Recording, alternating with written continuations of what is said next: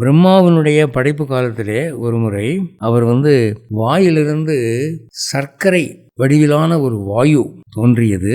அந்த வாயுவானது குபேரனாக வடிவெடுத்தது. அந்த குபேரனுக்கு பிரம்மா நீ சகல செல்வங்களுக்கும் அதிபதியாக இருப்பாயாக, உனக்கு ஏகாதசி ஒதுக்குகிறேன் என்று ஏகாதசிக்கு குபேரன் என்று வச்சாராம். இப்போ வைஷ்ணவத்தில் ஏகாதசிக்குன்னு வேற விதமாக கதை இருக்கு. இப்போ இதில் சொல்லப்படுற திதி மகிமை வேற, அதில் சொல்லப்படுற கதை வேற. அது ஏகாதசிக்கு மட்டும் ஏற்பட்ட கதை. இது திதி மகிமையில வரக்கூடிய ஏகாதசி.